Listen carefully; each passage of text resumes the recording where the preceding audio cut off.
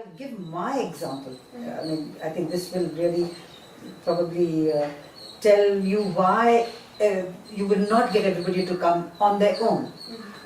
So it's terrible, but I come from a family of cancers because my mother died of cancer, and one of her sisters, but she didn't die of cancer, but she did have, two of her sisters had cancer. Neither of them died of cancer. So theirs probably was not the invasive type. Now, so three from my mother's side, and from my father's side, two had breast cancer, my father's sisters, and one had, I think, esophageal cancer. Okay. So, in spite of this, so, you know, when all this happened, when my mother passed away, of course it was a very difficult period for us. And so I was advised, and my sister, we are three sisters, and we were advised to go and get the screening done. I went with an open mind, but whatever screening that was available then, which perhaps continues now, I do not know. So this was when I was 40, I think 40 years old. But I went for my first screening, and I never wanted to go back again because I felt that the anxiety, not before the screening, but the anxiety and whatever I suffered at that time, suffered is not a good word, but because it was finally for something that's going to lead to treatment, if at all. But whatever I experienced was so bad that in my mind I thought that if I have to do this, because you need to go every year, until you're 50 or something, and then you need to go every 6 months.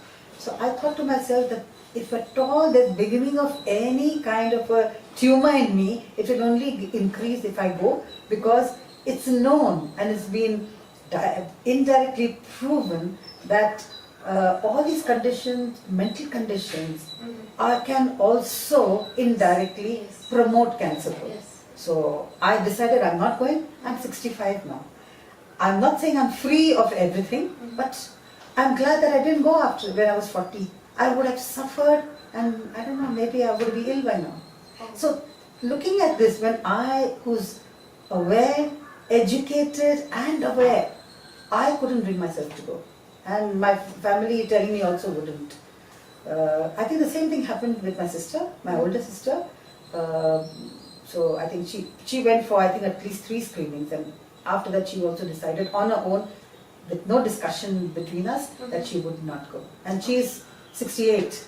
So, well, I'm not saying that, you know, not going is definitely going to help, but I'm not so sure going also will help. That's my feeling. So, you mean to say that the experience should be better when you go for screening, or rather the techniques they use for screening? Technique that they use. I don't know which other. I'm not a doctor, so I wouldn't know.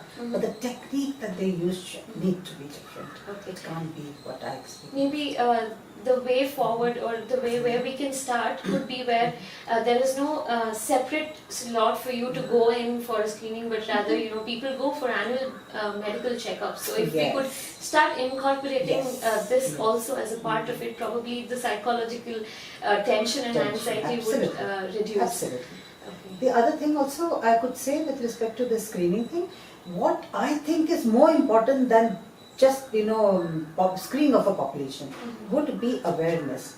So that's something that I do since then, since, you know, when I was 40. You should test yourself whenever you remember.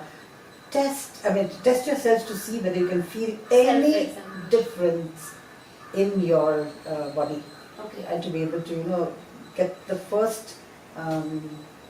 You can check that there is a small lump or whatever, and then don't wait, then you go to the doctor. So that's the approach that I have taken, that self-examination, and then maybe that's the reason why it's been okay.